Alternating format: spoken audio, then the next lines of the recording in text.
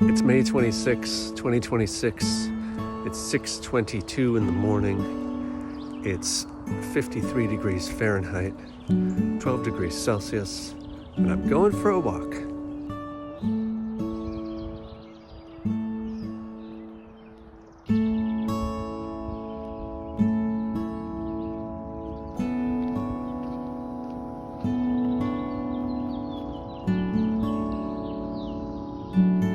Newspaper.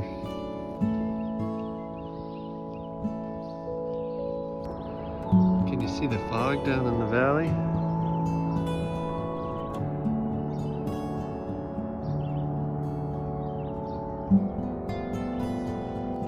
You'd never guess it was foggy by walking around over here. I wonder if it's like that over the pond. Newspapers. While lying in bed last night, I heard a noise in the house. It was just sort of a little tick noise, or a crack, or a drip, or a tick, or I don't know how else to describe it. A high-pitched, little percussive sound. So I got up to investigate.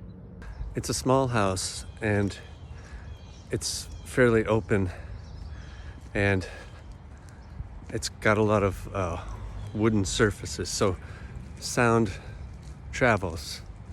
If there's a noise anywhere in the house, it can sound like it's coming from anywhere.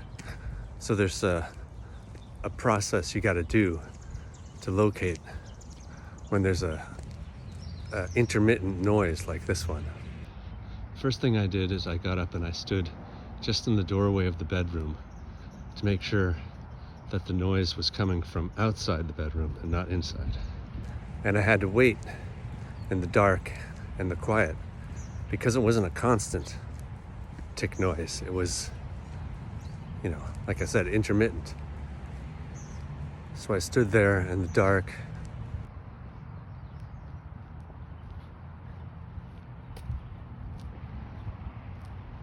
and I waited patiently until I heard it again. And there it was, and it was not in the bedroom.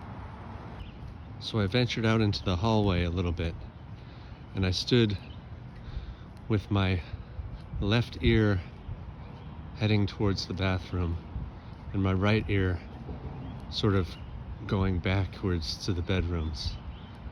And I stood in the hall, which was lit only by the glow of the display on the thermostat.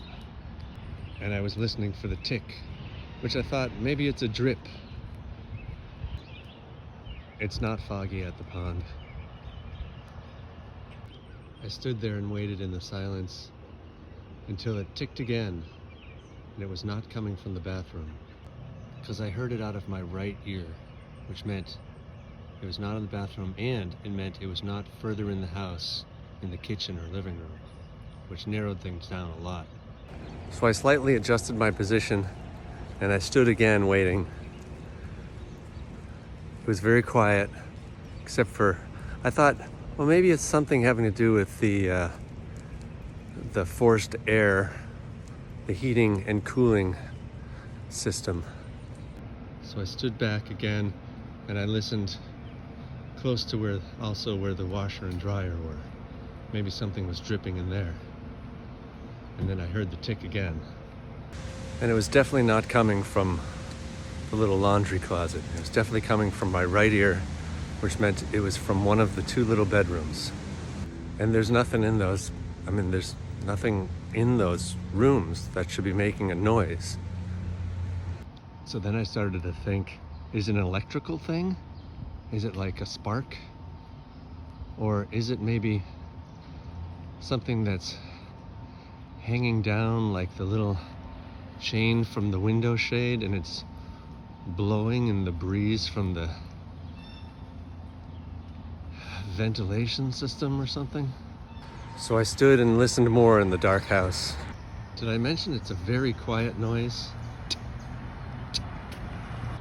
And it happened about every 20 seconds or so, roughly, but it definitely was not evenly spaced in time.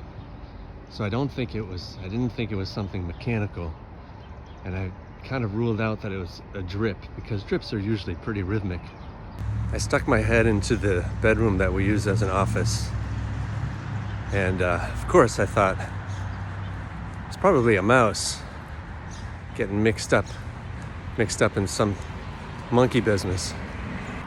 But I also thought, that's a strange room for a mouse to be goofing around in, because usually if you're a mouse, you're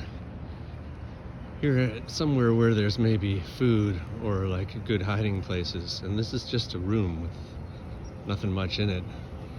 Desks and books and computer and, you know, tables and chairs. And then I heard the tick again, and it 100% was definitely coming from that room. And it was actually, because my head was in the room, it was a lot louder, and it actually kind of startled me. Like suddenly it felt like maybe I wasn't alone in the room. I turned on the light and I thought, well, if it was a mouse, it's got to scurried away by now. But I heard the noise again, and it was coming from the table where the computer is. And I thought one more time, is it electrical? Is the battery in the remote mouse dying and it's making some weird noise, or the keyboard? And then I figured it out. On the desk, there was a glass mug that was empty. It's a sort of a decorative mug. Maybe you'd use it to put pencils in.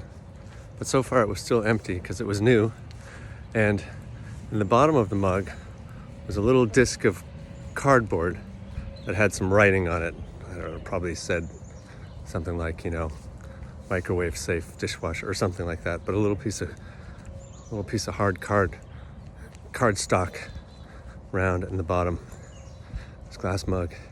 And in the mug there was a tiny little beetle, a bug of some kind, and it was trapped in the mug, I'm assuming. And I think what would happen is it would climb up the edge and it would fall off on its back and land on that little cardboard, which sort of amplified the sound of its falling on its back. A little click, a little tick noise. And that was it. Picked up the mug and I went to the back door and I put it outside, and I went back to bed. And I mean, I set the beetle free, of course. Maybe some frames, a game, catchphrase, some more frames, a sconce, a basket. It was such a relief to have discovered this tiny little beetle. If you lost your glasses, they're up here on the telephone pole. Because it wasn't a mouse, and it wasn't a leaking pipe, and it wasn't an electrical spark. It was just a little beetle struggling.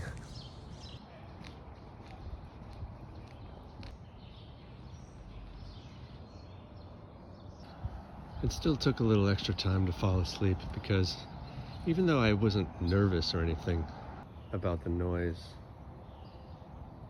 I was still kind of on high alert in a way. You know, when you start paying attention to your ears at night, it's much harder to sleep. When you start thinking about if you're hearing something, some part of your whatever system wakes up, goes on alert.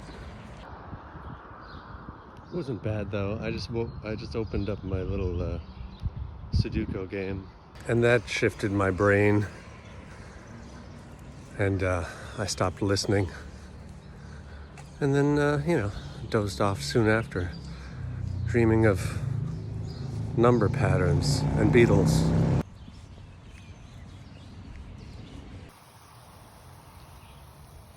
Okay, thanks.